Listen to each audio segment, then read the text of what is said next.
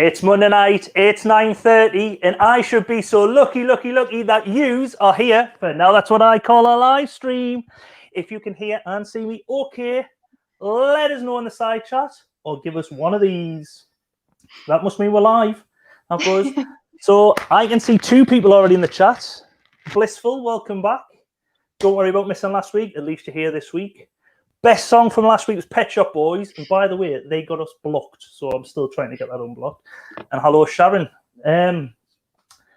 Joined as always. I've got Colin here, Colin the clipboard. I never introduced you ladies to Colin backstage. This is Colin, my lovely clipboard. Hi, Colin.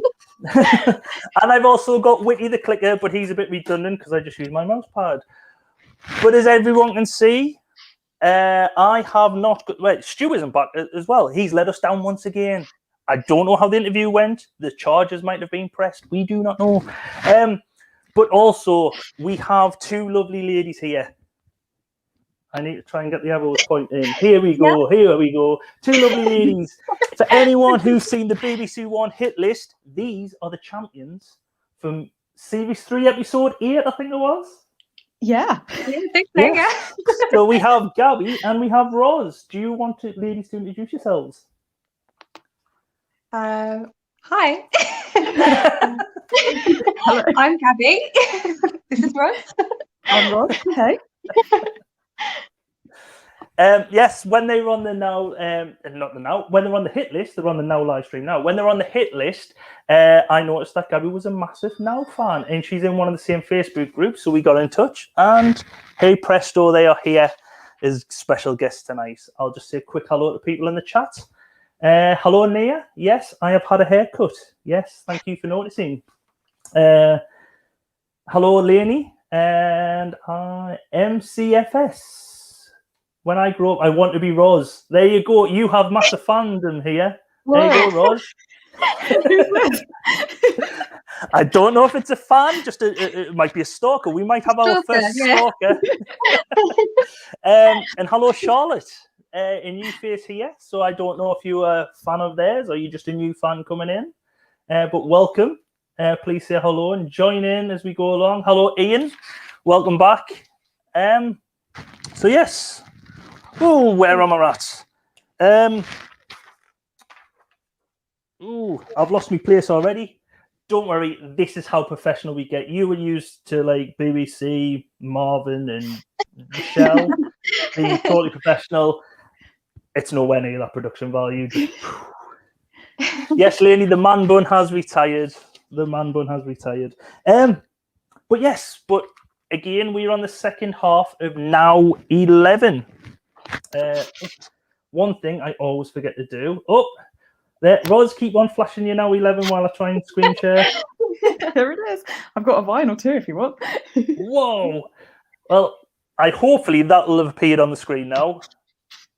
I have just got a bit of a delay here. Yes, oh, hold on. Hello, DGF Vlogs. Hello. Oh, Charlotte seems to regularly like to annoy you, so welcome, Charlotte. Hopefully you don't annoy me. Only you, please. Don't be another one pressing the down arrow. But yes, we are looking at Now 11. So this came out in March 1988. I would have been 7. I know I'm not supposed to ask ladies how old they are, but I can ask them how old they would have been when Now 11 was out. Not born. Oh, right. Now, I just... This week, I've had to fill in a form where it says, yes, I've changed categories because it used to be 35 to 45 or whatever. No, this one was 40 to 49, so I had to tick that box. Felt old then, and now you've just made us feeling older. Thank you very much. Oh, don't worry. The other day when I was in Specsavers and that guy knew who I was, he guessed that I was born in 1975. When I'm actually born in 1995. God, that makes us feel even older now. I was like 3rd year seniors. Oh, God. Right. I should have done this sitting down because my back can't handle it. I'm too old. So let's have a look. So, yes. So, what was your first Now albums then? Ooh. For me, that was actually now 76. So the one that came out in the middle of 2010. Right.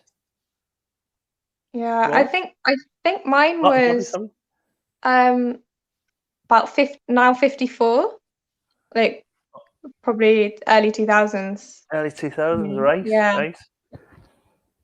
Okie dokie. Well, in our family, I can always remember Now 3, and then we had Now 13 on vinyl.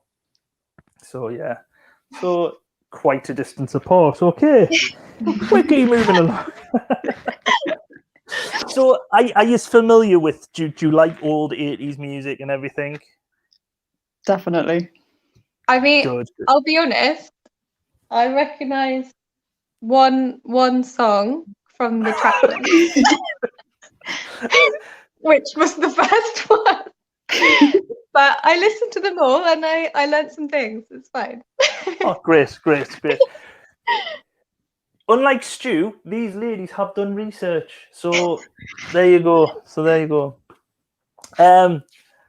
Right. So let's move on to the first track then.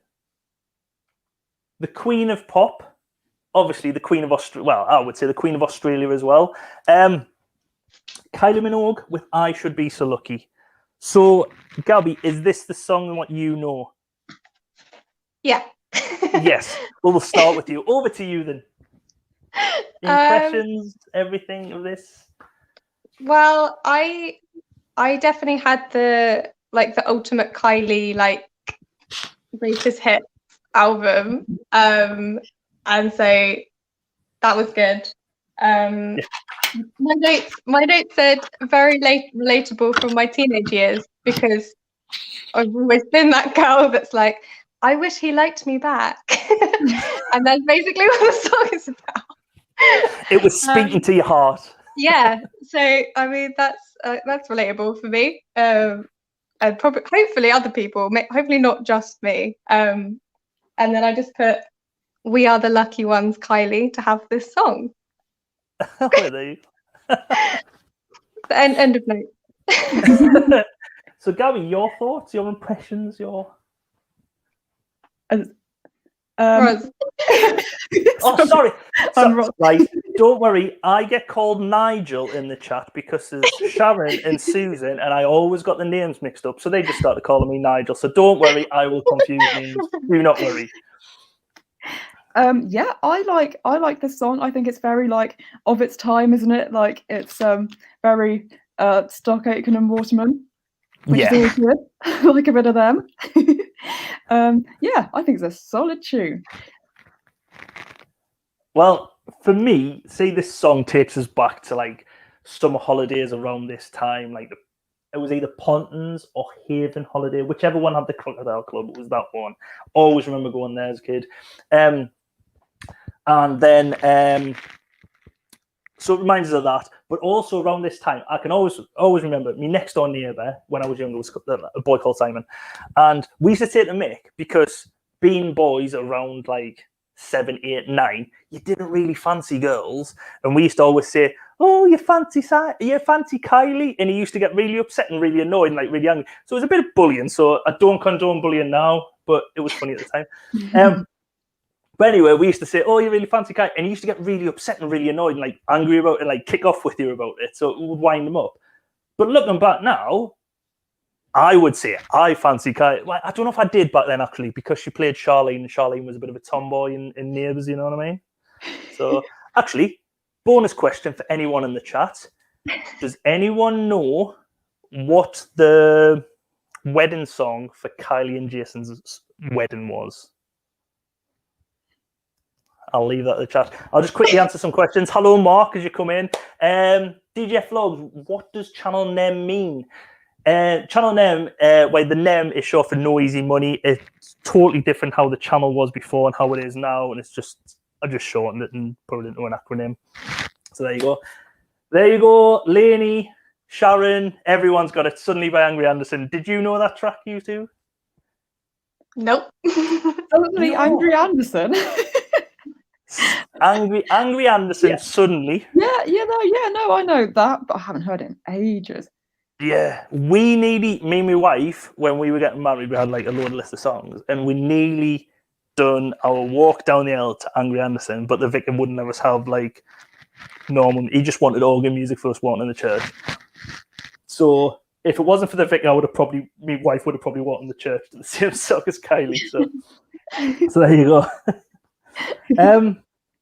But yeah, this was a massive hit back in '88. It was #1 in Australia, obviously, Europe, Finland, Germany, Hong Kong, Ireland, Israel, Switzerland, and of course the UK.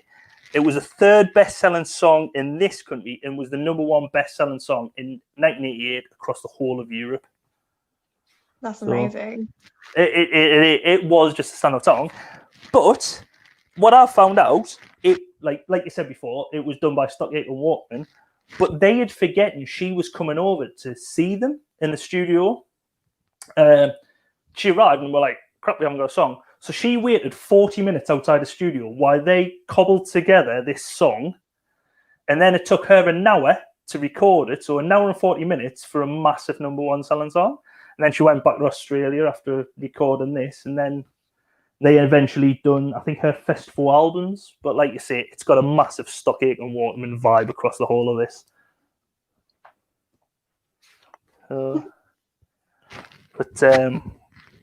This song, like I said, wrote in 40 minutes. Next slide. Right, the two, right, we'll get on the music video now because there's two music videos for this. There's one which is linked below. Obviously, I cannot play it because copyright issues with, especially if I play this, it will be blocked in Australia and New Zealand. So obviously protecting the sovereignty. There's two music videos, like I said. The first one was Kylie like driving around in a car around Sydney, and it premiered during Noel's Christmas morning show in 1987. You ladies probably don't know this because you're so young, but Noel Edmonds was like Christmas when we were younger. He used to always do like Noel's Christmas present and different shows on Christmas Day, and everyone used to, after opening the presents, used to sit down and watch, and he used to reunite families after years apart and stuff like that. It was a bit like Surprise Surprise. You probably don't even know Surprise Surprise, you're that young. Barely. But the music video we're looking at was sort of like Gabby's saying, it's like The Girl Next Door, where Kylie was like, I wish she would go out with me, like The Girl Next Door. Apart from, at the beginning of the video, you see her here, she seems to put a record on because she does a thing and then shuts the top of like the record player, and the music starts. And then you see her 2 minutes later, she's fiddling on with a jukebox in a house. And that's just like, continuity's not really good in this. Plus, who had a jukebox like that in the house? I can understand like the round ones, but no one really had one of them ones. She's fancy. Yeah, she was fancy. But yeah, this video is, I can always remember this video as a kid because, like, obviously you had Kylie and everything, Girl Next Door. She went here, went in the bath and everything. But I don't know if you've seen my other videos. I like a good lookalike. Here is my first lookalike. Who does Kylie look like here? By the way, my lookalikes are usually sponsored by Specsavers because you need to squint and look really hard because they don't always look like the person they look like. And you might not know this, but in the chat, who does Kylie look like?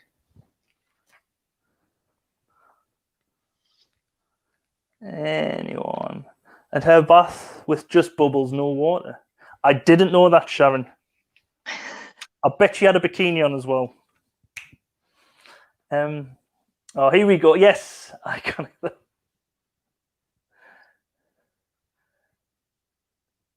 No, to be honest, I don't think Kylie Minogue looks much like Danny Minogue. Dolly Parton? No, not Dolly Parton. I'm getting Helena Bonham Carter vibes. Unfortunately, not. I'll give you a clue. This is the clue. If I say, "Oh, Renee," there you go. That's your clue. You girls are probably, you ladies, are you? Yeah, no. Not Emma Watson. Think more 80s. Charlotte, unfortunately, I can't really, not quite, I don't think, no. I'll let you, your lookalikes look nothing like they do, so could be Piers Morgan. Right, the dude from Alolo, it wasn't the man from Alolo, even though he's in the photograph, it was Mimi, the little woman who used to be with him. No, Chris, it doesn't look like Tina Turner. But hello, welcome. But yeah, she looks a bit like Mimi, and that's who she used to remind us of when she was younger. But quickly moving along, I will get wrong off some of the gentlemen in the chat, or maybe some of the ladies as well, if I didn't show Kylie and her bubbles. So there you go. Next up, we have Mel Kim with That's the Way It Is. Personally, I don't really remember this song as much as the other ones. Yeah. But I do like it. I do still think it's quite a good song. Your thoughts on this song? Again, it's like screams Stock Aitken and Waterman. Yeah. Which is what I kind of like about the first bit of Now 11. Or the first side of Now 11. I put very 80s, which is probably like the less cultured way of saying what you said, Ron. But yeah, it was really catchy. It got stuck in my head for quite a bit, actually. Well, when you say about Stock Aitken Waterman, there's this little clip here, which could have been from Sonia, Rick Astley, big for anyone who was doing stuff with Stock Aitken Waterman. This beat could have been from there. Yes. Basically, that could have been on Kylie, like Jason, Craig McLaughlin, Stephen Dennis, anyone who was on Stock Aitken Waterman at a time. That is just like the Stock Aitken Waterman back-end track. Yeah. And that's how this song starts off. Because that sounds a bit like Respectable, the start of Respectable, if you listen. And then it goes, Respectable, like the bit after it. And I just think that totally sounds like Stock Aitken Waterman track. Reached number 10 in the UK and reached number 4 in Belgium. And the song featured on the Coming to America soundtrack. But it was the duo's last song is Mel, who had been diagnosed with cancer. And then 2 years later, she died of pneumonia because she was receiving cancer chemotherapy treatment. Which was quite sad because they were quite a good group. I remember them when I was younger, and I loved Respectable and Get Fresh for the Weekend and stuff like that. So yeah, but and that's one of the reasons why Mel and Kim don't appear in the music video. I'm not. Oh, see. Nia's not a fan of this song. It's bland. It's just good poppy Stock Aitken Waterman fun for me, I think. So yeah, but yeah, Mel and Kim, like I said, don't appear in the video. Basically, what it is, it's like a couple of fans who turn up to a photo shoot with a newspaper article. $100,000 boob ruins Mel. And I don't understand this. Obviously, it's a Sun because they've still got the Bizarre column in the 80s. But I don't really understand what this headline is. Like, obviously, they're saying, oh, well, the video is being mucked up. But I thought it was a bit... I don't know, it's a bit insensitive. She couldn't do the video because she's ill. But yeah, it's a bit... I don't know. But then these break in, end up performing with some dancers. And... Oh, have I missed... Oh, my slides have all mixed up. Oh, sugar. Right, I've missed a slide. Anyway, the break in, they end up dancing with some dancers, and then he ends up stuck in the video. But yes, that is basically the video. It's an okay video, but like I say, do you have a note? Oh yes, Nick, you're late. You completely forgot. No worries. Nick is one of your other super fans who him and Andrea realised who you were. So Nick, down below, these are the ladies from the hit list who probably who says really, because Nick said he would love to go on the hit list, but he says he can't get it like yous were with like one note. Boom. Oh, straight away. That's the hardest bit. Just you might know the song, but you have to think of it in like 1 second. Yeah. Well, for anyone who might watch the hit list on Saturday, they had like songs from north of the border or whatever. Yeah. If they had watched, so this is anyone who might be, so tell all your friends who are thinking about going to watch this show, because we've had Marillion on in the last couple of weeks, we've had Hue and Cry, we've had Big Country on loads of times, so there's loads of Scotland. Simple Minds, we've had them on, and they all appeared, and you would have gotten through and won the prize money. So yes, huge fan of Hit List, enjoyed watching you both. There you go. So Thank you. You're making them blush, Nick. So next up, we move on to Joyce Sims. Who wants to take this one? Wow, I mean, I think it's the right song, but I don't know anything about her, to be honest. I don't know who she is. I thought it was an okay song. The version they have on Spotify is like 7 minutes and 44 seconds long, or the one that I listened to anyway. And I was like, it's a bit long. But apart from that, it must have been like a 12-inch version then, what they've got on Spotify for it. It was like an extended album version, I think. Yeah. But yeah, for me, it's a good song, but it's not something you would sort of choose to listen to. It's sort of like, you used to get a lot of albums like 80s soul love or 80s love songs, and this would be sort of a staple song on there. And for me, it's like lovey-dovey 80s soul music, you know. So I forgot to turn me things on. But I, like, this is 1988 when it come out, but I thought this song was more early 80s, something like 82, 83 time, because it doesn't seem as modern as some of the other songs we have on here, for me. Yeah, I did that too, yeah. Yeah, because most of this side of Now 11 has a lot of, like, pioneering songs on it, doesn't it? Yeah, there's a lot of, like, house music and stuff like that. But this song, for me, even the sound of it, it's in the same sort of genre as I would put like Sade and stuff like that. So it wouldn't be in this sort of era. It would be sort of further back. But it's that chafing dress. But yeah, this you're saying you've never really heard of Joyce Sims. Yeah, this was her biggest hit. It got number 10 in the US and number 7 in the UK. It did feature in the HBO series Show Me a Hero. I've never heard of it. It's just, there wasn't much on this song. But like I said, there's not much song info on this song.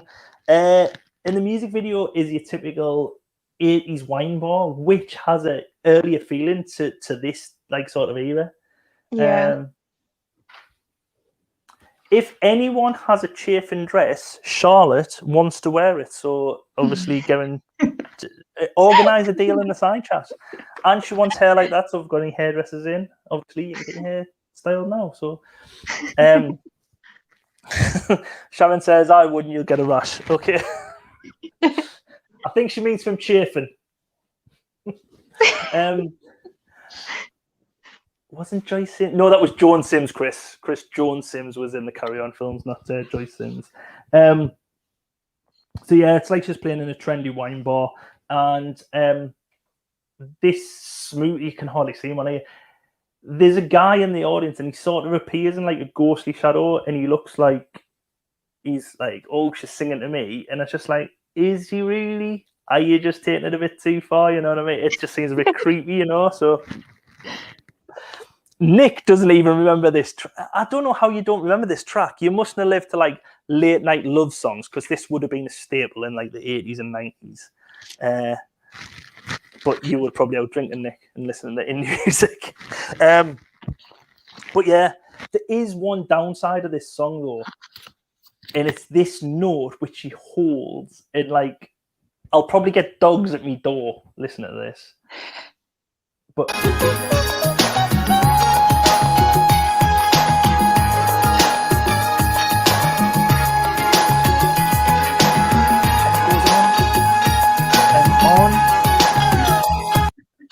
I mean, fair play for holding that, but Jesus, it's like skip.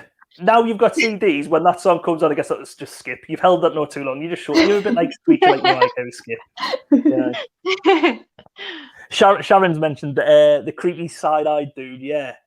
He seemed like, oh, she's singing this to me. I'm going to wait for her outside her dressing room. He just seemed very creepy, didn't he? Ian's got this on 12-inch, so he's got the 12-inch version there. Hello, Dave. Don't worry about being late.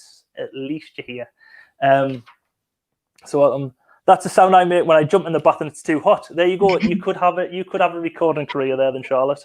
But yeah, that was Joan Sims. Yeah.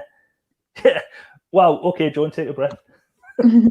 Somewhere you can find a list of like the record for like the longest notes held in pop songs.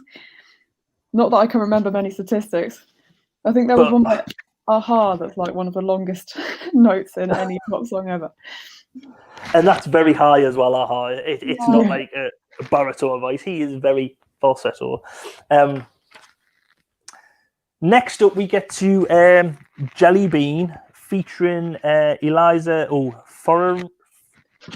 Fiorillo. Probably, but I butcher names, don't you worry. Who Found Who? And to be honest, scrap my previous comment, just check out the link below. Yes, I remember it quite like it, to be fair. Scenic.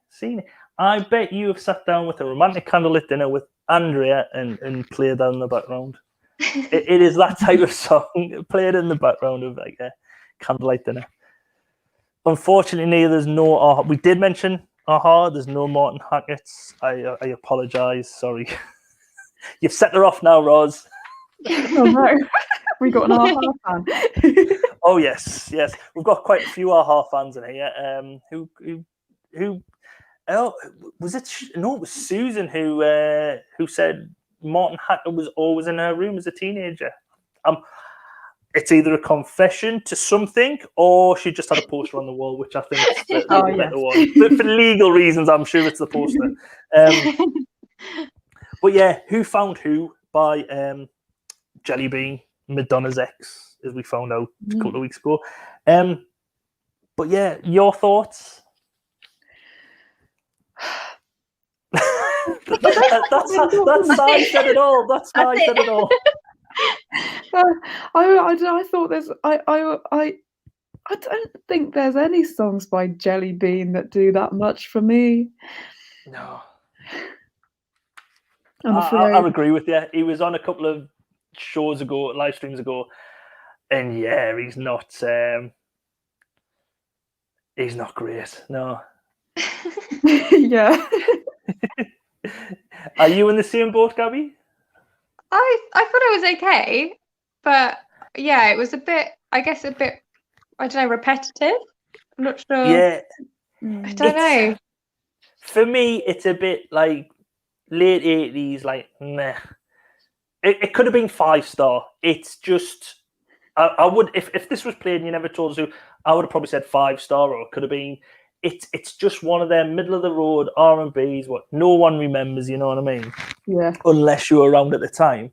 And as well, she keeps on going on about who found who. It doesn't really matter. Well, if it doesn't matter, you're going on about it enough. Just drop it. Just drop it. You know? Blissful has a favourite Jellybean track, his version of Jingo. Ah, that didn't make it onto any Now CDs, did it? I don't know.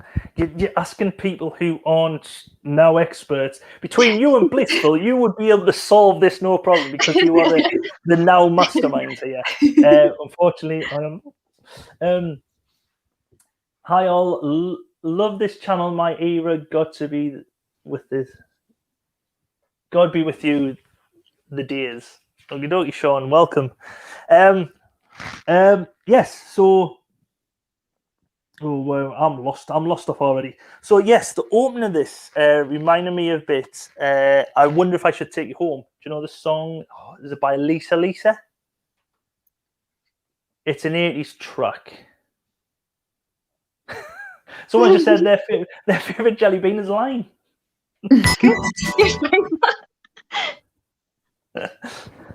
But yes, do you know the song I wonder if I take you home, would you be?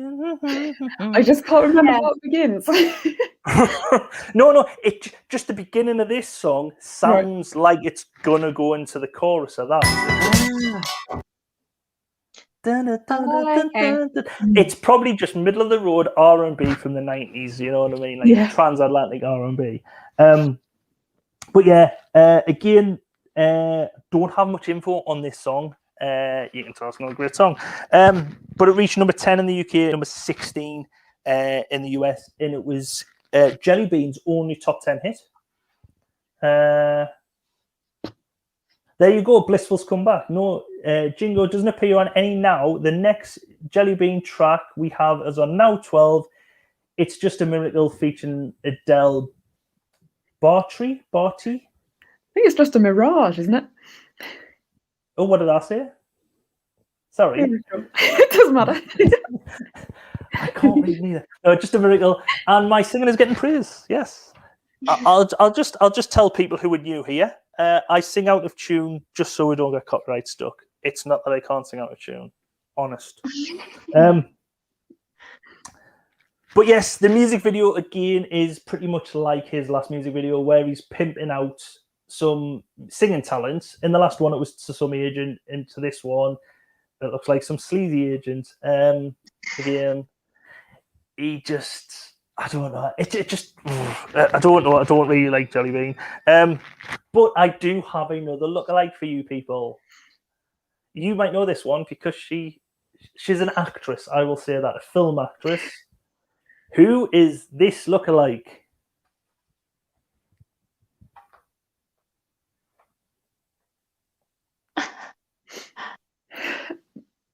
I was gonna say Joanna Lumley, but I don't even think she looks that much like Joanna Lumley.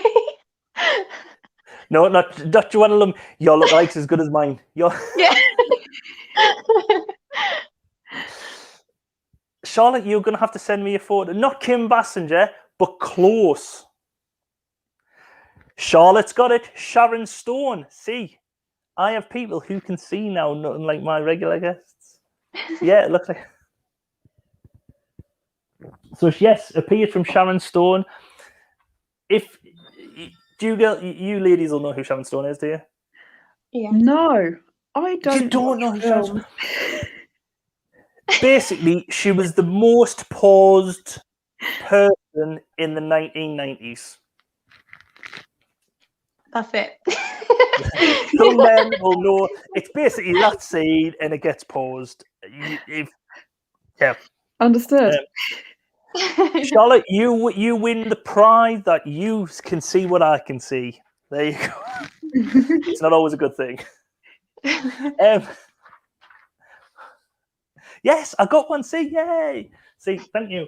Next up, we move to Bananarama with I Can't Help It. Are you two Bananarama fans? Yeah. Yeah, no. A bit of Bananarama.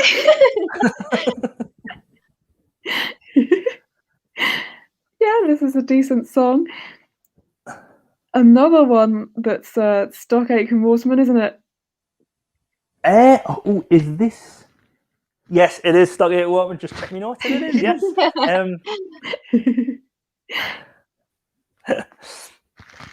Yeah, famous kitty shot. Yes, Sharon. Alex is in. Welcome, Alex. A bit like Sharon Stone when she was in Police Academy 4, not the 90s. Sorry.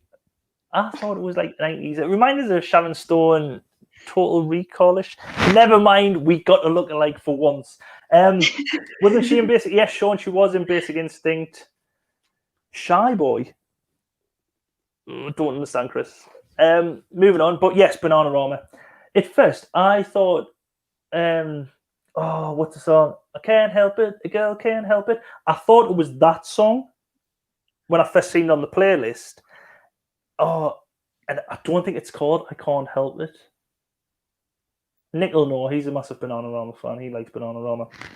But yeah, it's not one of the notable tunes for me, but I do really like this song. But the chorus reminds me a bit of, do you know the song Instant Replay? Yeah. Yes. Yeah. I don't know if it's just because the words fit it, or it for me it reminds me instant replay. I think it's more that the words instant replay.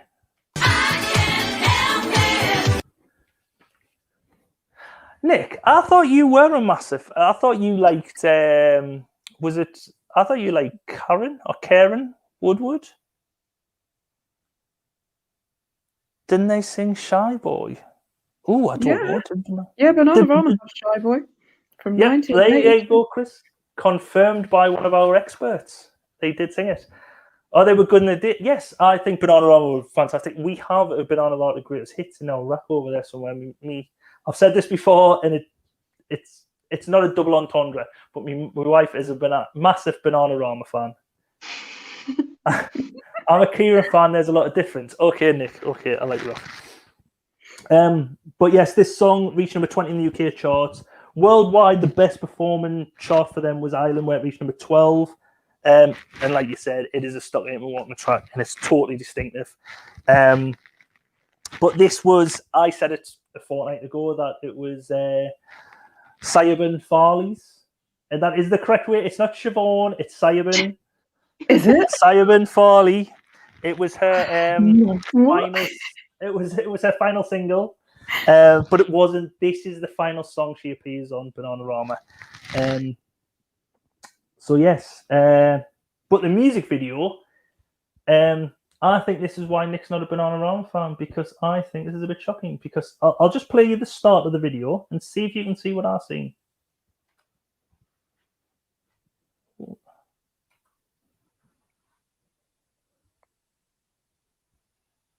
Did you see it? Did you catch that? Maybe. If you didn't, Maybe. here's a still of it. It's a male nipple. Now, I just think that's totally disgusting and degrading, and you're just treating men like a piece of meat there, and I think it's uncalled for.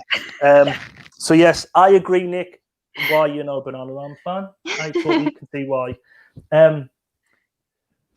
But, yes, but basically, that's the whole video, is just Bananarama dancing and frolicking, shall we say, with half-naked men.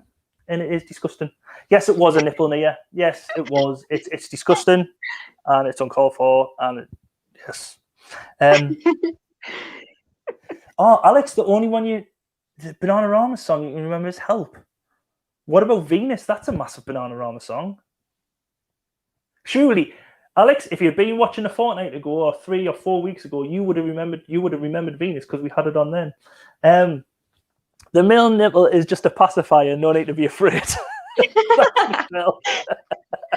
Welcome, Michelle. I don't know if I've seen you in yet, but hello, welcome along. But yes, and don't worry. I have another couple of lookalikes for you here. So yes, and after the success of Sharon Stone, I am hoping you get this. The only thing is this Karen, Nick? You'll know. Roz, do you know which member of Bananarama this is? No, I never know which is which. But actually, I think I might be wrong. But are the two that begin with S, are they the blondes, which would make that one Karen? Am I wrong? Yes. I think this is Karen. Yes, I think of course Venus. I just remember that after I finished typing. Yeah. So Karen looks like someone. Again, it's another actress. Go. Yous can join in as well. Yous would have seen films she has been in. Have been in. I highly doubt I have. Or a TV. The lady from the beautiful. No, it's not the lady from The Beautiful South. She's an actress. There you go. Catherine Zeta-Jones. No, not Catherine Zeta-Jones. Nick wants you to take your time guessing this because she's bloody gorgeous, and that's all he knows. Dakota Johnson. It's just the hair. Haha. No, it's not the lady from The Beautiful South. She's an actress. It could definitely be Roz if she got a haircut. Oh wow! I'll take that as a compliment. Who's Yeah. saying There that? you go. She's a northeastern actress. Come on, Lainey, you should go. She's a Sunderland fan. There you go, Lainey. There's a massive clue for you. I also don't know who's saying this, but I will say one of the repercussions of going on the hit list is that people on Twitter suggest all sorts of lookalikes. I never realised this would happen. I have numerous lookalikes. Don't worry. I have the Neville brothers, Gary and Phil. Gary is the best looking man in football, I must say. There's Lee Mack, the best stand-up comedian in the world. I can see that. Yeah, I can see Lee. Yeah. Oh, don't you start. The Mem You sound like it. Almost forgot. Oh, hiya, Matt. This is Matt's just Matt. This is Roz, the lowest of the ladies. That's right. Just the lady at the bottom of the screen. She is another massive now nerd. So we've got 3 masterminds. Her from Children from the North. It's not called Children from the North. And none of them look like Neil. Yes. Do you give up? I give up. Yeah. Gillian McKee. She's from Our Friends in the North. Notting Hill. She was in the comedy. What you call it? Heaven. Do you know who? Oh, what's his name? He used to live around the corner from me. Oh, was she in? Oh, I don't know. She used to be in Corrie. I don't know. She's from Peterlee. I know that. But yes, this is Gillian McKee, and my second lookalike is former Mrs. David Stewart, Siobhan Fahey. Now, who does she look like? Another actress. This time it's a soap actress. So, are any of you ladies into soaps? No, sorry. Okay.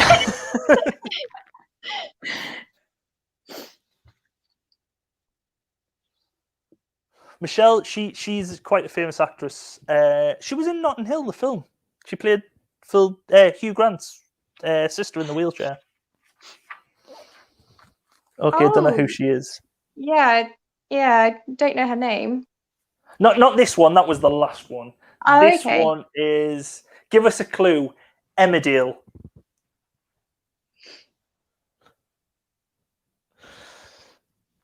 So, Ken Barlow's now in Emmerdale, Alex.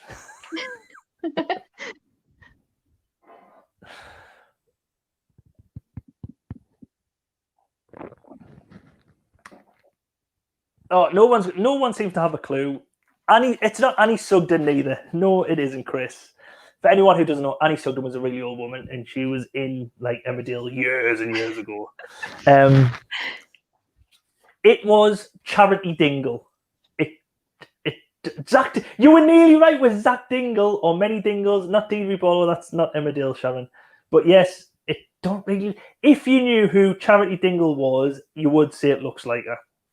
But yes, let's quickly move along because my lookalikes are falling on their arse. Next up, we have Dollar with All or More. Your thoughts? I like the song, but I just prefer the Erasure version. Personally. I've got to agree there. Yeah. Are you the same, Gabby, as well? Yeah. I wrote, I don't hate it, which is a glowing review. I tried to put a positive spin on it. Of course, this is originally an Erasure song. Yeah, I think everyone's the same. Worst lookalike yet. Sorry, Alex. I'm not saying me lookalikes are good, but I think I can get a sponsorship from Specsavers with these bad lookalikes. So I'm going to persist with them. So please don't unsubscribe because I'm bad lookalikes. Just stick with it. But yeah, I think everyone's in the same boat. That's what Carrie says about me. I don't hate her. But yeah, a good song I've put, but not a patch on Erasure. And as well, I cannot stand David Van Day. Yeah. And Nick, I thought you would have much preferred Dollar. I thought you would have been a massive Dollar fan compared to Erasure. But yeah, this version got to number 6. So this version done better in the charts in the UK. It got to number 7 in the UK and number 4 in Ireland. Yet Eraser's only got to 85 a year prior. But Eraser's version did get to number 2 in South Africa and number 3 in Singapore, which is mental. In 2003, didn't it come into our chart like as a special version? Oh, I don't know. I just remember having learnt Ola More by Erasure, but as a song from 2003, because it never actually got into our top 40 until 2003 when it was like a new version of it. Oh, I can't remember. That's a good fact. I don't know. I don't know. Alex, I don't know who the woman is in Dollar. Because I used to think David Van Day was in Bucks Fizz, but he doesn't. I think he models himself on someone out of Bucks Fizz, and Dollar were like a crap version of Bucks Fizz, I think. Yeah. Oh, there you go, Nick. It was released in 2003 for their Best Of album. So yeah. There you go. So there you go. Knowledge. But yeah, but I've got a theory why it done well in Singapore than other places, because you can duplicate the Ola More to Singapore, da, da, da, da, da, da, da, Singapore, and surely if they have not used that as part of their tourist board's promotion thing, you need to get onto me because I am mint. So there you go. I did think though this song, this version, was a Stock Aitken and Waterman. Oh, he was in Bucks Fizz for a short time. All right, probably throw because he's an arse. But yeah, this if you listen to this version and like the backing track, it does sound very Stock Aitken Waterman.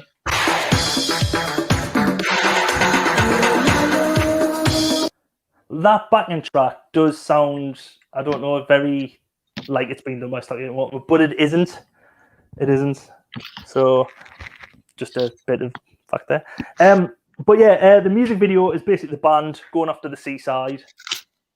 And then Hansie Van Day, as we see in this clip, is a bit... this is probably why he wasn't in Bucks Fizz for long. He's just trying to run around and grab her ass all, and it's just like, whoa, David, pack it in. Right, get him out of Bucks Fizz. That's why you'd never stayed in Bucks Fizz. I think those drums were all over the top, even for Stock Aitken. All right. Maybe. So, Matt, come on then. Are you a Stock Aitken Waterman fan then?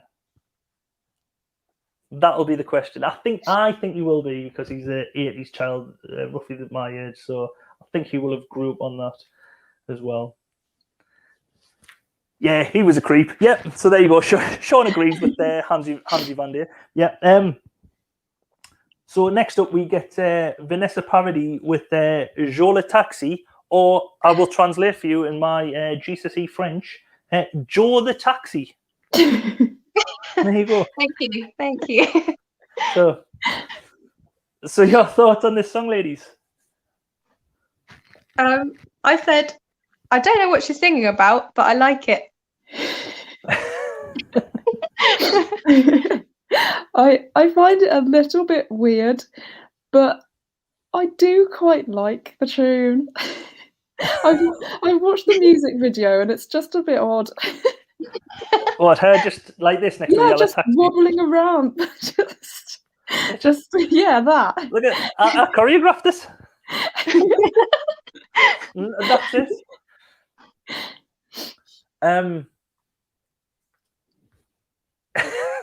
Yeah, Alex has just said, good job he wasn't in Fizz for that long. He would probably rip off more than the skirts. Yes, we've just seen in that last video, right? Hopefully David Van Day or someone who knows isn't watching. Yeah, Mac version 2021. Joe the Taxi. But yeah, see, for me, I find the song a bit. I'm not. Sorry, because I think it gets a lot of love, but for me, it's a bit. But I do wonder how many people back then, so people who were like teenagers and probably I did it being a young person, when they sang Je le taxi, they didn't know any of the words or any of the French, and they just went Zapa, like Joy off. If you've ever watched Friends with Joy trying to speak French, it would have been like this singing this song. Je le taxi, Zapa descendre. I bet there's more than me would have done that in the chat. And you probably do that now when you listen back to it. Yes, she was with Johnny Depp, Alex, for a while. She was married to him. I think they've got kids together. Yeah, I think they've got two kids. Yeah. Yeah. She was only 14 when she sang this song, though. Which is just like, wow, you know what I mean? So I'm trying to think of a 14-year-old. So she was their Charlotte. She was the France's Charlotte Church. Not really a comparison. But yeah, it got to number 3 in the UK. And so unsurprisingly, it got to number 1 in France. Surprising this song, right? So here's what the song's about. It's about a taxi driver named Joe. There you go. I've got a bit more. Don't worry. I've translated. I've got a bit more. Joe isn't his real name. He fled Portugal in the 70s to escape the regime because he was gay. They had a suppressive regime and he was gay. He also knows everything there is to know about Paris as well. So there you go. So totally, that is my translation. I've read it and translated it. I read it on Wikipedia. You decide which one you think I've done, but yeah, there you go. So, unfortunately, this is another video which would get us blocked, so I haven't got the full, Vanessa Paradis dancing, but I'll recreate it for you. There you go. Full recreation of Vanessa Paradis. But yeah, it's just basically her doing a little. It's like a child needing the toilet. She was only 14. She probably needed the toilet, was frightened to ask, and that's the thing that But yes, let's move on to Stutter Rap with Morris and the Majors. Now, did you two ladies know of this song before this album then, or before you've looked at it? No, but I knew the B-side, weirdly enough. Oh, right. What was the B-side? Another boring B-side. That's what it was called. I thought it was just a really scathing review by Ron. Another boring B-side. I wouldn't listen to that again. Yeah, because I remember I was played it by one of my maths teachers in a maths A-level lesson, and he was like, "Oh, Roz, you'll find this funny. It's a B-side called Another Boring B-Side," and I did find it funny. And years later, when I learned Now 11, I found this song funny too. Went to find out more, and I found out that Another Boring B-Side was the B-side of this. Crazy. Oh, well, there you go.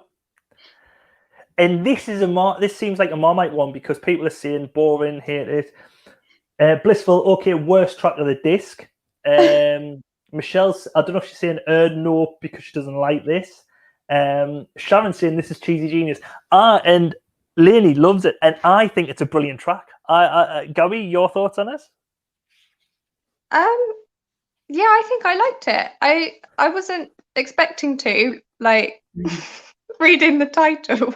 Yeah, I prejudged it. Was like, nah, it doesn't sound like a track I'd like. But yeah, I liked it. Well, I don't think they would possibly get away with it now. There would probably be a massive backlash, even though I don't think it's. I don't know if it would be deemed hurtful or not to people with stammers or whatever.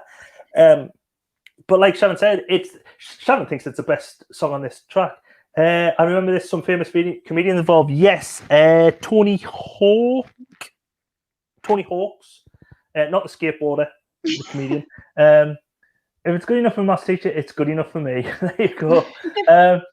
This is up there with the worst for me. See, it's a Marmite. People either really like it. So, see, Michelle does think it's funny. John Deacon in the Deacon blue wig. What? Is that a lyric? I've never really listened to the lyrics. This is still intact on the top of the post refunds on BBC 4. So it must be fine. If BBC 4 are running with it and it's okay for BBC, it should be okay. So yes, we're fine. We can see it. Okay. But yeah, for me, I think it's a really good parody because it does. It's obviously it takes them. It's parodied in the Beastie Boys down to the album, the music video. There's obviously the No Sleep Till Bedtime, which is like No Sleep with Brooklyn. It's Pastiche to the Beastie Boys. Yeah. I think it's a brilliant parody. It got to number 4 in the UK, but I think the 80s, a lot of comedy sort of or parody songs done really well, and it got to number 2 in Australia. But the music magazine Melody Maker described it in 4 words: stutter rap, utter crap. There you go. And like Nick says, Morris and the Majors were 4 comedians: Tony Hawks, Paul Boros, and Phil Judge. And they went by the stage names of Morris Minor, Rusty Wing, and Phil Erup. Get it? Phil Erup. That's how bad Cody was. But like I said, the music video is just the Beastie Boys. There you go. I haven't played it. Yeah, the Beastie Boys didn't need a parody. Yeah, because weren't the Beastie Boys like a bit of a parody act themselves? Or a bit of a joke act at first, and then the popularity grew, and then they went touring? I don't know if that's. I don't know if I've heard right or not. I'm positive I heard someone say that. I could be wrong. I hear a lot of things that no one else hears. John Deacon from Queen is in the video in a blue wig. Oh, I didn't see him. No, sorry. Filmed in London Market by the looks of it. Yes, there is part of it which is filmed in London. It's a bit like, it reminds me a bit of Only Fools and Horses, like the background, yeah. Sure you're not thinking of Spinal Tap? No, Spinal Tap's just like a joke. I thought the Beastie Boys. I might be wrong there then. They were more of a novelty act for their first album and changed their approach. Oh, there you go then, Nick. So yeah, the Beastie Boys were a novelty act as well. They had another track called This Is the Chorus, I believe. Didn't they have what? Actually, was there not a show when Morris Minor couldn't get Finer or something? Nick, you will know this. Or Alex, you might, because you're a TV buff. There's a song.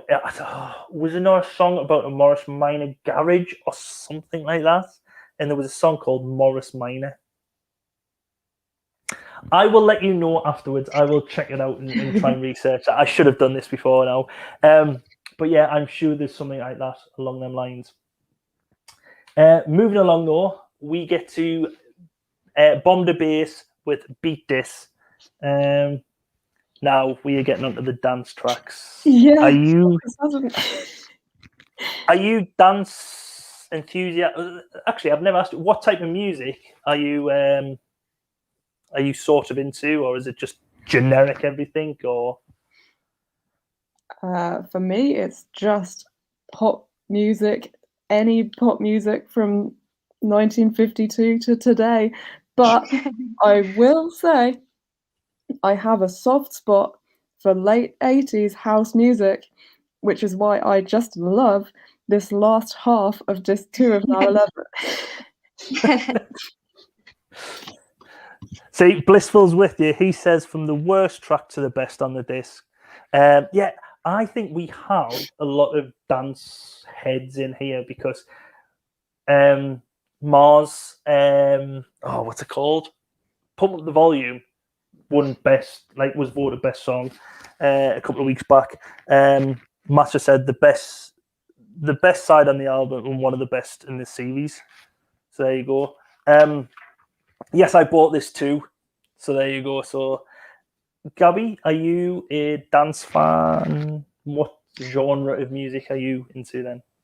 Yeah, I guess. I mean, I'm more like recent than 80s, but anything really with a good, I like up tempo. I love. So I really like this as well, and I like how it started off with the Thunderbird bit as well. Yeah. Yeah. There's like sampling a load of random stuff. It's great. Yeah, I love that. Yeah, well, that's the thing. A lot of these songs did take like sampling to the next level. They were just sampling everything and everything. See, I used to love this song when I was younger. I used to really love this song, and then when I've listened back to it, I was like, I still really like it. But for me, it doesn't sound like a 1988 song. For me, it sounds a bit mid-90s. It reminds me a bit of Death in Vegas. Is it Death in Vegas? Death in Vegas, I think. If you haven't heard of Death in Vegas, they were like a mid to late 90s housey indie bands, and they used to do a lot of sampling and stuff like that. And this song really, it took us back to like listening to Death in Vegas around that time. Shannon thinks it's Jive Bunny on steroids. It all blends into one. Check out Terry Miles' Loads of Old Music Live. Oh, thanks for the recommendation, Chris. Love Bomb the Bass first album. It was a game changer. Late 80s, early 90s was amazing for house and dance. Bomb the Bass, S Express, KLF, Beatmasters, who were coming up. The Shaman, Coldcut, who were also coming up, and Technotronic. But yes, this reached number 2 in the UK charts and in Israel. And it was the 30th best-selling song of 1988, which would have been like a massive thing, like you say. This was like progressive, new music, you know what I mean? So yeah, done really well. Is this a track that says Thunderbirds are go at the beginning? It is. Unfortunately, it is one where it would get us blocked worldwide. So unfortunately, I cannot hear the track. Damn you, whatever you're called. Now, Jive Bunny on steroids was Mega Bass. I used to have Mega Bass 1 and 2 on 12-inch until my mum gave them away. But yeah, I think everyone I've got down here, like a lot of acid house music at the time, it contained loads of samples, most famously Thunderbird. So I think that's what sticks out in everyone's mind on here. But the smiley face on this cover comes from the Watchmen comics. I don't know if you know Watchmen. It comes from the Watchmen comics, but it was the main reason why the acid house era had the smiley face. Not Forrest Gump. It was him.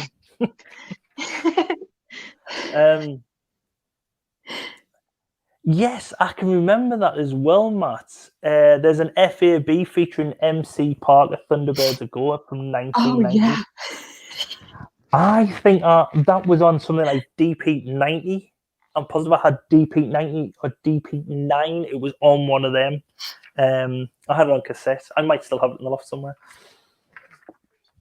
Oh, good, I remember it. Sorry, no worries.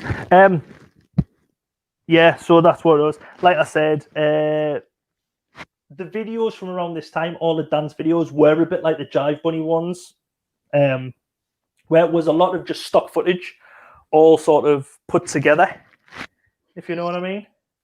Yeah. It was like old. I'll tell you who had it as well, the Out Here Brothers.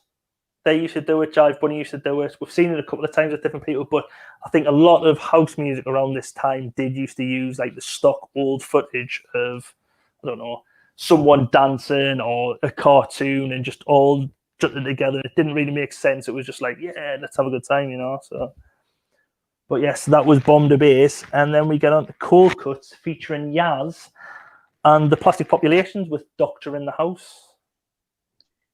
Your thoughts, ladies? Like it? Yeah, I really liked it.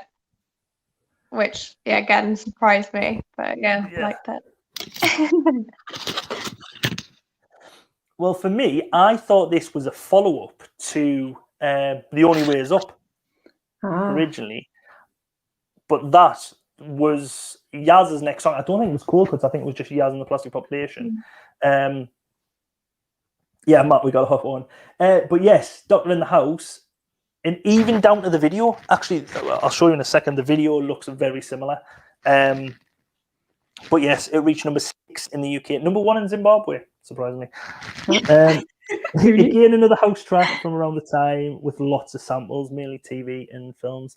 The original was miles better than the overproduced remix in the 90s. Yes, I think this was... It was re-released, wasn't it? But yeah, Sharon prefers this one as well. But this Doctor in the House, I used to, like I say, it had Yazz on, and was it re-released after Yazz got... Because I think Yazz got the number 1 with The Only Way Is Up. Because I remember having that on 7-inch single. And my sister had it 7-inch single in the house. Oh, Sharon prefers this one to The Only Way Is Up. But yeah, like I said, the music video for it is basically, it just looks like The Only Way Is Up, with even down to Yazz's dancing. And that's all she does. And all she does is bend her knees and wobble a bit with her knees. And it's the same as in The Only Way Is Up. No choreography was spent on this. And to be honest, it's just the same in both this and The Only Way Is Up. And I think even the backing, like, I think on The Only Way Is Up, there's a band in the background. But yeah, she did have a great voice, Nick. I'm positive she used to be a model. She was German, I think, and she was a model. I think they're 2 facts. Probably wrong, but yeah, Charlotte's the choreographer we've just found out for Yazz. Yeah. The remix was like 1996 or something, so I don't think it was anything to do with any success with Yazz. Oh, yeah, all right. It must just been trying to capitalize, because there was a big like house explosion around that. I mean, house explosion is in dance music, not like someone would lift the gas on. But yes, that was Yazz. Well, Doctor in the House. And we move on to Crush with House Arrest. Ladies? Yeah, I like this one too. Yeah, my note was, Ross will love this. You know her type of music. But yeah, I really liked it too. But I imagine this is Ross's music, right? Most definitely, yeah. Although there's not much really to say about it, because it's just like generic housey late 80s music, and I don't know anything about Crush. I don't know who Crush is. I don't know any other songs by Crush. Who are Crush? The only Crush I know was a wrestler, and he was late. Well, he would have been in Demolition around about this time, but he has nothing to do with this. If you leave the gas on, you go without Eight Brothers, you know, boom, boom, boom. All right, but Matt, there you go, but yeah, love Crush. This is a great track. Yeah, I do think I've put really like the song. I can't really remember it from back in the like being younger or anything. My sister probably knows it because she's 7 years older than me. But again, there's a few samples on, and it does have the sample which everyone seemed to use around late 90s. It's probably appeared on house music first, but then you'll know. I know you're gonna dig this. Oh my god, yeah. That was on every song. Stock Aitken Walkman probably overused. I think it was even on Itty Bitty Teeny Weeny Yellow Polka Dot Bikini. That and the one with the guy being like, oh yeah.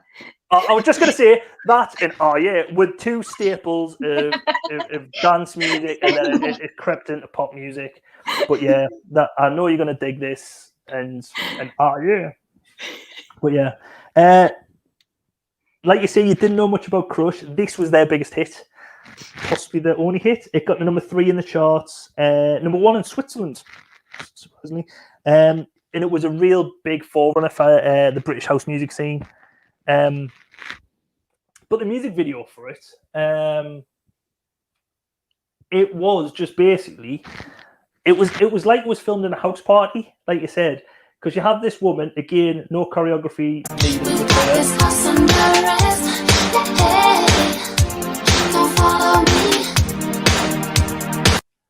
That looks like she's doing a TikTok video nowadays, doesn't it? It's just no choreography involved. Just like, we'll just whatever's been said, we'll do in action too. I know you're going to dig this. Yeah, sample comes from the movie Car Watch, and it's spoken by Richard Pryor's character.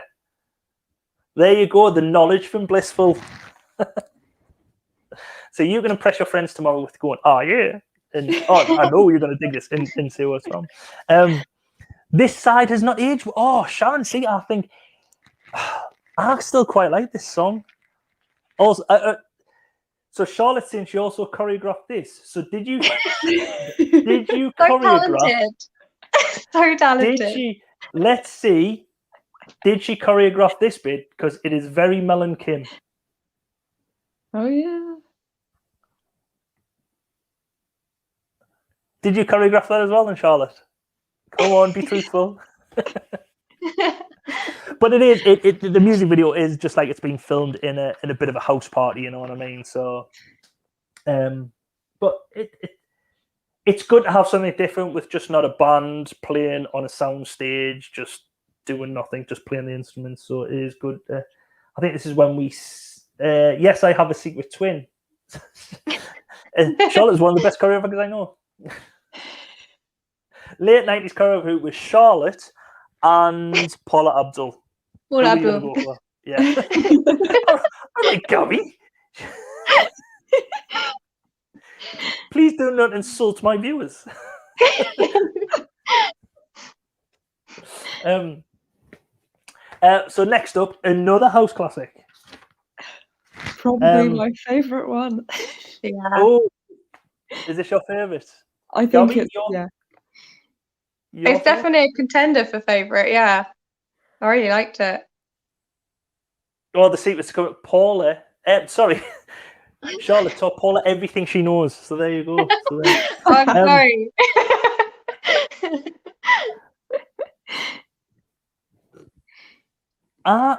See, I think it's another good track, but I don't know if like Jack and Chill or someone in this done another track because for me, it either sounds like another track or they've got another track, and I think that's a better track. I can't think which track it is, but I think there's it's not the best track for me personally, but I think again it gets a lot of love from people. Because I think it's this bit, the beginning bit, for me. That for me is on another single somewhere, but I can't think it of sounds a bit like the Steve Silk Hurley one, doesn't it? Oh, we've had that on here, and I don't think Yeah, I'll give it much yeah, it's love. on now 9. Yeah. I wonder, that's possibly where it's sampled from then. But yeah, I don't know. It doesn't break enough. I don't know. It doesn't rock my boat, I should say. But yeah, reach number 6. But again, another pioneering house track. But yet again, another degrading video for men. Because we have this half-naked builder just dancing all the way through in various different graphic interfaces. I think that's so yeah, we have that. But yeah, so I think this is the thing. I think it's going to be quite a split vote tonight for best song because there's a lot of people who will like the dancey stuff, but I think they're split on which one's their favorite track. These last tracks remind me of clubbing. You're showing your age now, Sharon. Showing your age. And again, we move on to another massive dance song, which was what's the word? Breakthrough act. When I was wearing my snakeskin shoes and white jeans, all right, following the trend. You never wore that. I was the trendsetter who set that craze off, white jeans and snakeskin shoes. Don't know if I did used to wear that. Your thoughts on this then, ladies? Rock the house. Tune. And I love the bit. This is the one, isn't it? Where they're like HOUSE spells house. Is that this one? I just love it that is, part. Yeah, I think so. Evening age, yeah. Well, I guess I'm early again. Well, early for you. early for you. We're not saying goodbye just yet, so you're quite. Sounds like Jack Your Body. Yes. That's I the think one I that's- meant. Yeah, that's Yeah. the Steve Hurley on 9. Yeah. Yes. Oh, yes. That's the one. Yes, it does. Yeah, that is Jack Your Body. Yes, I think that's the one. I think that's a better track. I think that's what spoils it for me. I think so. agree, because I think Jack Your Body is like the best house music song, like beating all of these ones on Now 11, sadly. Yeah. But of the ones on Now 11, the Jack That House Built was my favourite house song. So yeah, Matt's saying another good one here. Yeah, so he's another dance head. The Beatmasters were everywhere, late 80s, early 90s. Aid's just saying hello to everyone because he's late. Please, Aid, as well. This is Gabby and Roz. Say hello to them and apologise as well for being late to them, please. Yeah, Rock the House has one of them stock footages. Blissful, you're correct. And even the video below has been doctored because it gets blocked worldwide. So even the one below is got like split into 4 screens. I tested these beforehand, and I've got no samples from this, unfortunately, even though it is quite a good tune. I didn't recognise the tune at first until it hit the chorus. With like, I was like, oh, I don't really know this one, don't I? And as soon as the chorus hit, I was like, oh, I remember this. I remember my sister loving like this track. And see, I shared a wall with my sister, so a lot of her music seemed to like filter through the wall to me. So, yeah. So, but yeah, it reached number 5 in the charts, and it was the second release of this song. It had been remixed in '87, but only got to 79 in the charts. Sorry, this was a remix of the song. It was released in '87 and then was remixed, and then was released in '88, where it got number 5 in the charts. But yeah, so did I got your views on this song? Did I not? I can't remember. Yeah. I did. Sorry. I just robble on. If you want me to stop, just say I haven't said anything. And then next up, we have 2 men, a drum machine, and a trumpet, who I had never heard of. I don't know about you guys. No. Only from Now 11, but they don't have anything. Because aren't they just like 2 of Fine Young Cannibals? Yeah, yes. You've also done research. On a forum I used to go to, a few people referred to the Cutty Crew as the Biscuit Gang. Okay. Anglifying like Cutty Crew, yeah, I can see where they're coming from. But yeah, yet another house tune. There are a few samples in this. But I didn't really know this song. Yeah, it's just a bit. It's not. It doesn't seem to go anywhere compared to the other ones. I don't know if it's because we've had quite a few good songs. It's not as good as the other ones for me. I think it's that's true. It feels like it's kind of just like tailing off by this point, doesn't it? Yeah. You've had a lot of good songs in this one, and like you say, 2-man crew and drum machine. Two men, a trumpet, and start again. 2 men. That's why they probably never had any more success, because the band is a mouthful. See, so have something short, or 3 words is it. Wet, wet, wet. Easy to say. Out. Kylie, 1 word. Easy to do. 2 men, a drum machine, and a trumpet. It's too much of a mouthful that it takes you about 5 times to say it. It is a silly name. Yeah. Matt says, I note. used to always skip past this track as a kid. It's okay, but never patch on what comes before. Yeah. And Shannon, there's always seems to be a couple of filler tracks. Well, you'll know, Roz, on the Now albums. There is always a filler track where you go, how on earth did this make it on the album? When around the same time is this song, it's never made a Now album. And you just think, they've put it in just to fill the quota, really. But yeah, the band were Andy Cox and David Steele. Not the MP, by the way. The musician David Steele. Look at me getting all political. Who were members of Fine Young Cannibals, and this was just a side project for them between the first and second album of Fine Young Cannibals. But it reached number 18 in the charts, so it's still top 20 hit. But But like Sharon says, it's a bit of a meh for me. But the music video for this is either the band on a white background or some dancers on a white background. There's just not much. It's like we were saying before, the Crush one where it's like house party, at least have tried something different, yet these have just gone for the generic white background. Let's save on costs. Obviously, music videos weren't as big back then. But the band do try and do some terrible line dancing of sorts. And it's just... Wow. Did Charlotte choreograph this one as well? Yeah. I don't know. She would probably be interested to confirm that.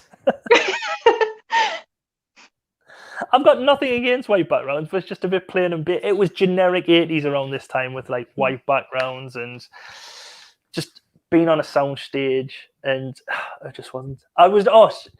She has distanced herself from the rumours that she choreographed this one. If I never ran out of time, I was going to put some like country music on or like Achy Breaky Heart in the background. But I just ran out of time. It would have been better. But yeah. Also, I forgot to mention, there's a bit of Alfred. When there's one of the samples brought in from somewhere, it's got Alfred Hitchcock, like the shadow outline of Alfred Hitchcock saying it. The sidestep dance, Robert Palmer, Addicted to Love. It is quite Robert Palmer-y with the woman. I think that's what creates like the Robert Palmer vibe with that guitar. Mm. But the thing with her, she's quite in the front here. She doesn't get it. She's neither the drum machine, the trumpet, or the two men. So I think she's discriminated against on here. There you go. Grounds for lawsuits. And then finally, we get on to our last track, which is Climie Fisher. And could someone check the name of the track? I forgot to write it down. It's Rise to the Occasion. Oh, yeah. It's like that anyway. It's right in front of us. If I could read the screen, it would be there. Yes, Rise to the Occasion, Climie Fisher. Right. First off, Climie Fisher to me sounds like a nickname for a spelling fisherman. Oh, didn't go to hear he's a Climie Fisher. Oh. Do you not think it sounds Climie Fisher? Oh. It's too close to slimy. Yeah. Climie Fisher. Yeah, it's a smelly fisherman. So anytime you see a smelly fisherman, it's a Climie Fisher. There you go, Aid. Right, Aid. Late as usual. Oh, I've just realised you appeared on the hit list. I love that. I hope you did well. I watched it. Thanks. Blissful saying not Climie's best. Love Changes. Yeah, that would be Love Changes Everything. Yes.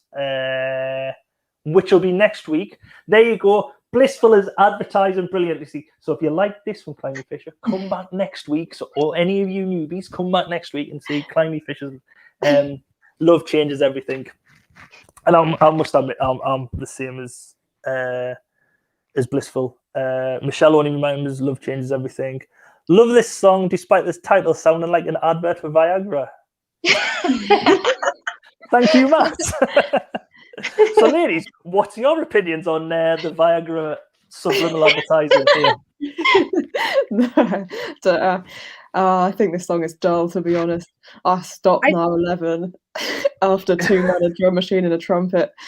Yeah. I don't know if it's just bad placement after putting all the dance tracks and then they put like a slower song and it's like it just ends really randomly. But maybe if I listened to it on its own it would be better. But after everything else it was just a bit boring.